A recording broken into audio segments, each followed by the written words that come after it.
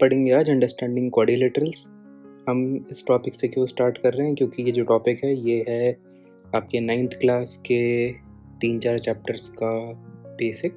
तो इसका मतलब ये है कि ये जो टॉपिक है ये ज़रूरी है अगर आपको वो चैप्टर्स थोड़े आसानी से समझना है। तो हम स्टार्ट करते हैं अंडरस्टैंडिंग क्वाड्रिलेटरल्स। अब हम इसमें क्या पढ़ेंगे, तो प्लेन सिंपल कर्व क्या होता है, पॉलीगॉन क्या होते हैं, पॉलीगॉन में कॉनकेव कॉन्वेक्स क्या होता है, रेगुलर पॉलीगॉन क्या होता है, फिर हम करेंगे एक्सरसाइज 3.1। ठीक है, हमारा जो फॉर्मेट है पढ़ाने का वो यही रहेगा। हम लोग कोशिश करेंगे कि एक साइड एनसीईआरटी रखें और एक साइड अपने नोट्स रखें, जिससे कि आपको समझ में आता रहे कि हम क्या पढ़ रहे हैं। अगर आपको बेसिक अपनी मैथ से अच्छी करनी है तो NCERT is more than enough. कुछ डॉट्स दिख रहे होंगे स्क्रीन पे। अब अगर मैं इनको ऐसे ज्वाइन कर लूँ किसी भी तरीके से, तो ये जो है ये एक सिंपल कर्व बन जाएगा। इसको अगर मैंने इसके पहले वाले फिगर में कर्व में ज्वाइन किया, अभी जो है मैं इसको लाइन से ज्वाइन कर रहा हूँ। अब अगर मैं चाहूँ तो मैं इसको ऐसे ज्वाइन कर लिया मैंने। तो ये सारे जो हैं ये हुए आपके प्लेन कर्व्स। पर यहाँ पे एक बहुत इम्पोर्टेंट कंडीशन ये है कि किसी भी प्लेन कर्व में जो कर्व की लाइंस होती हैं वो एक दूसरे को इंटरसेक्ट नहीं करती हैं। ठीक है, तो जैसे मैंने यहाँ पे भी जो लाइन ड्रॉ करी थी वो कहीं पे भी एक दूसरे को इंटरसेक्ट नहीं कर रही थी, यहाँ पे भी नहीं कर रही हैं, यहाँ पे भी लाइंस इंटरसेक्ट नहीं कर रही हैं। वो पॉइंट को वापस टच करके जा रहा है, फिर ऐसे जाके फिर ऐसे आ जाए, फिर ऐसे जाके ऐसे आ जाए, प्रॉपर फूल बन जाए तो भी कोई दिक्कत नहीं है, पर एक दूसरे को इंटरसेक्ट नहीं करनी चाहिए।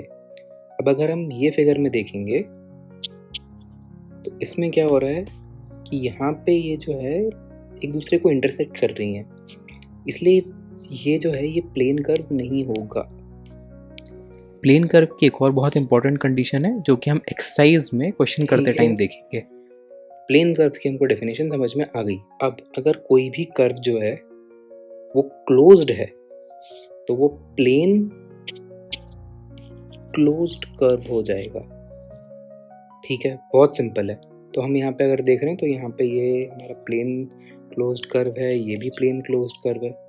अब हम आते हैं पॉलीगॉन पे। अब हमने जो भी ऊपर कंडीशंस देखी वो क्या क्या थी कि एक प्लेन सरफेस पे होना चाहिए, उसके बाद क्लोज्ड होना चाहिए, उसके बाद पॉइंट्स को जोड़ के बनना चाहिए, और उसके बाद हमने क्या देखा कि इंटरसेक्ट नहीं करना चाहिए। इन सब के साथ एक एडिशनल कंडीशन क्या आती है कि लाइन सेगमेंट से बनना चाहिए। तो अब हम क्या करेंगे, ये हमारे जो पॉइंट्स हैं, प्लेन सरफेस है, उसको जोड़ेंगे। क्या ये एक क्लोज्ड कर्व है?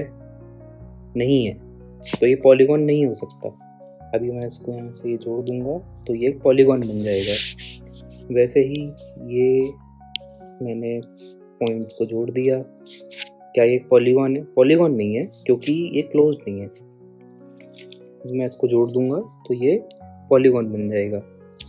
वैसे ही ये मैंने ऐसा बनाया, इसको ये बनाया, ऐसा ये बनाया, ये बनाया, तो मैंने इसको ये बना दिया। तो क्या ये एक पॉलीगॉन है? पॉलीगॉन नहीं होगा क्योंकि लाइन सेगमेंट से नहीं बना है। ये जो है ये लाइन सेगमेंट नहीं है, इसीलिए हम क्या करेंगे, इसकी जगह अगर हम ये कर दें, दो लाइन सेगमेंट्स बना दें, तो ये एक पॉलीगॉन हो जाएगा। क्या ये एक पॉलीगॉन होगा?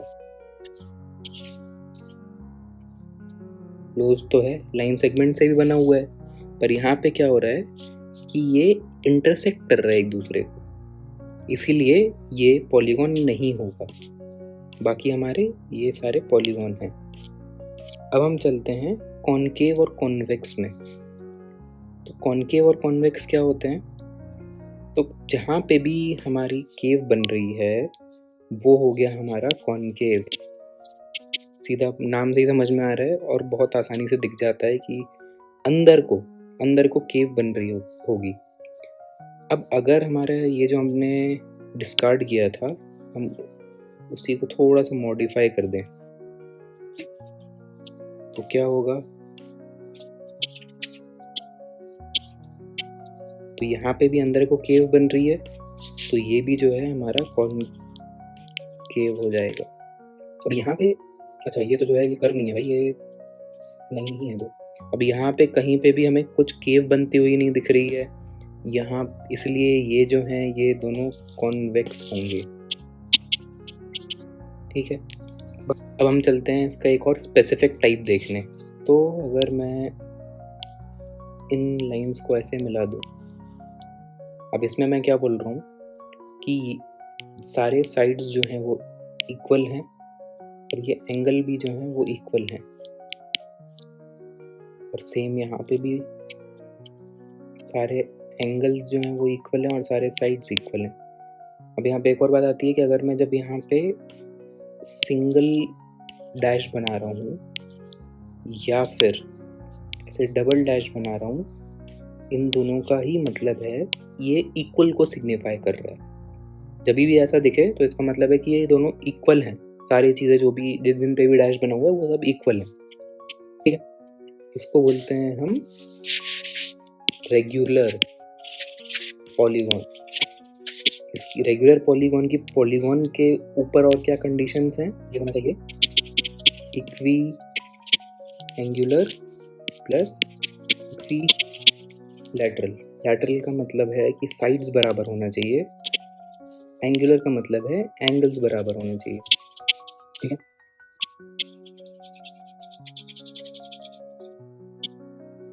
अगर मैं यहाँ पे एंगल्स इक्वल रखता हूँ पर साइड्स इक्वल नहीं रख रहा हूँ मैं, मतलब सिर्फ इसके अपोजिट साइड्स इक्वल हैं। अच्छा, अब इसका सिग्निफिकेंस क्या हुआ कि जो सिंगल डैश वाले हैं वो इक्वल हैं, जो डबल डैश वाले हैं वो इक्वल हैं, पर चारों एक दूसरे के इक्वल नहीं है, रेगुलर नहीं होगा क्योंकि इसमें साइड्स इक्वल नहीं है, सिर्फ एंगल्स इक्वल हैं।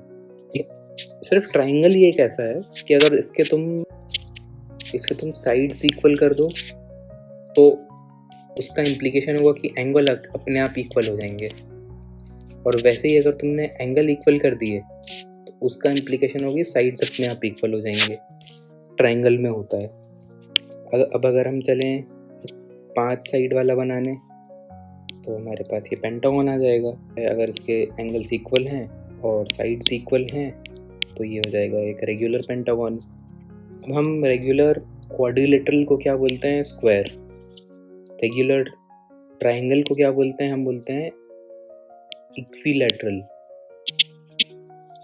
ट्राइंगल। इक्विलैटरल जो है वो एक बहुत वेल अडॉप्टेड टर्म है, वरना आप इक्वी एंगुलर भी बोल सकते हो, पर अगर आप देखोगे तो आपको ज़्यादातर लोग इक्विलैटरल ही बोलते हुए दिखेंगे। जैसे स्क्वायर नाम है वैसे इक्विलैटरल नाम हो गया, पर वो इक्वी एंगुलर भी हो जाएगा क्योंकि हमने ऐसे देखा अगर साइड्स इक्वल हैं विच इज इक्विलैटरल अगर है तो वो इक्वी एंगुलर भी होगा, तो दोनों ही इंटरचेंजेबल टर्म्स हैं।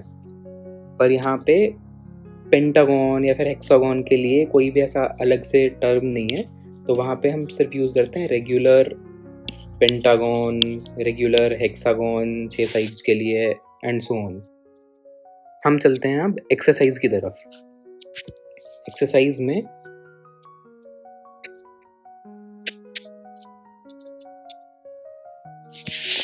तो अब हम चलते हैं एक्सरसाइज की तरफ। एक्सरसाइज में हम कुछ 3-4 सवाल करेंगे और बाकी आपको होमवर्क करना है। तो देखो, मैथ्स अगर सीखना है तो सिंपल फंडा यही है, खुद करो। वीडियो देखते देखते भी अगर खुद कर रहे हो तभी समझ में आएगा, तभी दिमाग में बैठेगा, वरना नहीं बैठेगा।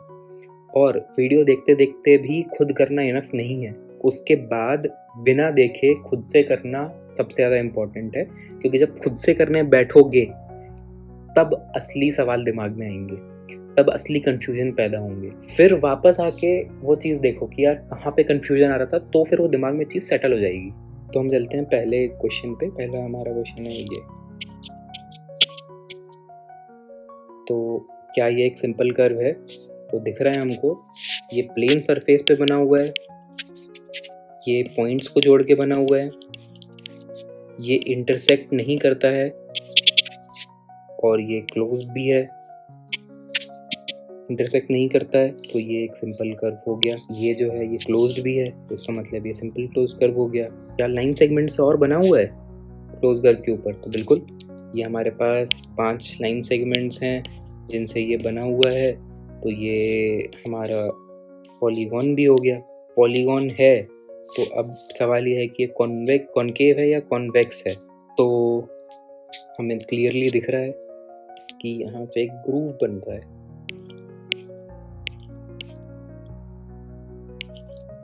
ये अंदर को आ रहा है, तो इसलिए ये कॉनकेव है।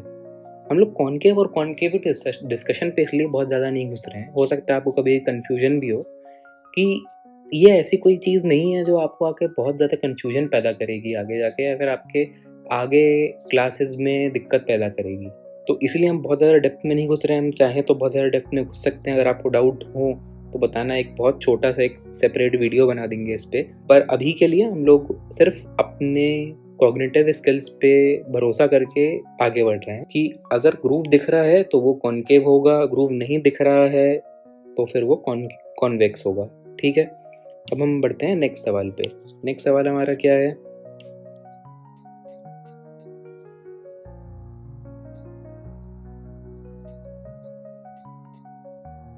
हम लोग सीधा थर्ड पे चलते हैं।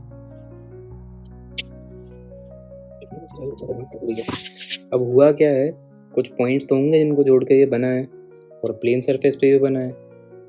तो प्लेन सरफेस पे तो बना है, पॉइंट को जोड़ के भी बना हुआ है, नॉन इंटरसेक्टिंग भी है।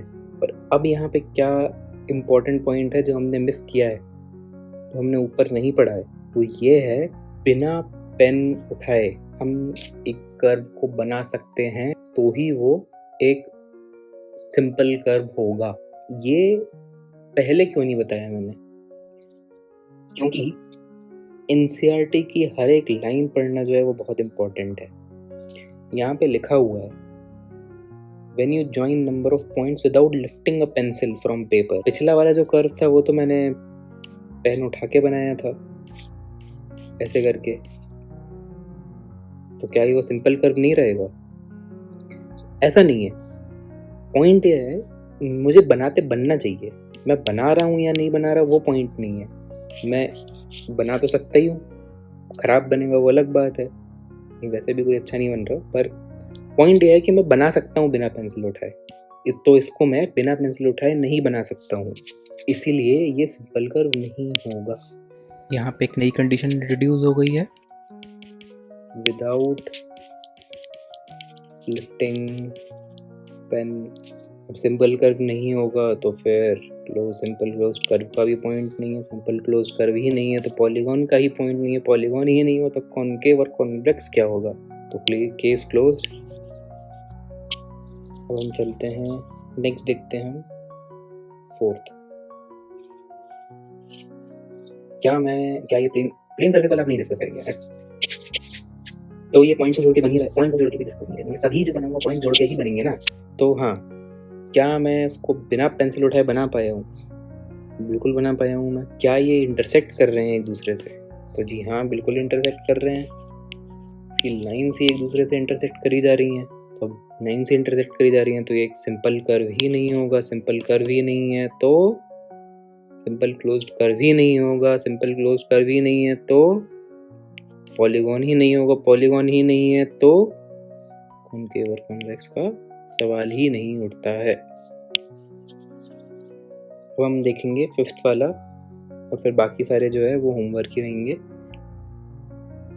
तो ये है वो फिगर। अब क्या मैं इसको बिना पेंसिल उठाए बना सकता हूँ? तो बिल्कुल मैंने बना ही दिया है। उसके बाद क्या ये कहीं इंटरसेक्ट कर रहे हैं? तो इंटरसेक्ट तो नहीं कर रहे हैं एक दूसरे को, क्रॉस नहीं कर रहे, टच ज़रूर कर रहे हैं एक दूसरे को पर क्रॉस नहीं कर रहे हैं। तो इसका मतलब हुआ कि ये सिंपल कर्व है। क्या ये क्लोज्ड है? तो बिल्कुल क्लोज्ड है। पर क्या ये पॉलीगॉन है? पॉलीगॉन की क्या कंडीशन थी कि लाइन सेगमेंट होना चाहिए। लाइन सेगमेंट तो नहीं दिख रहा भाई, सारे कर्व्स हैं, तो ये पॉलीगॉन नहीं होगा। पॉलीगॉन नहीं है तो कॉनकेव और कॉन्वेक्स का सवाल ही नहीं पैदा होता है। तो यहाँ पे हुआ आपका पहला पार्ट समाप्त। अब हम बढ़ते हैं दूसरे पार्ट पे, क्योंकि हम थोड़ा थोड़ा कर ही चुके हैं। State the name of regular polygons of 3 side. 3 side का जो है हमने क्या नाम बताया था? Equi angular, equi lateral. कायदे से तो दोनों सही होना चाहिए। बढ़ते हैं नेक्स्ट पे, जो कि है 4 साइड वाला, उसको स्क्वायर बोलते हैं। हमने देखा था चारों साइड बराबर हैं, चारों एंगल बराबर हैं, वो स्क्वायर होता है। अबे इक्वी एंगुलर मत लिख के आना, इक्विलैटरल ही लिखना। हाँ, थर्ड पे 6 साइड हो गया, तो 6 साइड वाला होता है हेक्सागोन। अगर रेगुलर हुआ तो आगे लग जाएगा रेगुलर। वैसे ही 5 साइड, 6 साइड, 7 साइड, 8 साइड, सबका जो नाम है उसका हेक्सागोन, पेंटागोन, उसके आगे रेगुलर लगा दो तो बन जाएगा तुम्हारा regular polygon of that particular side. इसी के साथ हम यहाँ पे करते हैं दी एंड। Thank you. अगर कोई भी सवाल हो तो कमेंट कर देना। मिलते हैं नेक्स्ट लेक्चर में, जिसमें हम आगे की एक्सरसाइज और देखेंगे इसकी। अगर और कोई स्पेसिफिक टॉपिक्स हैं जो जल्दी से चाहिए तो वो बता देना, तो हम पहले वो कवर कर लेंगे। चलो इसी के साथ बाय बाय, मिलते हैं नेक्स्ट वीडियो में।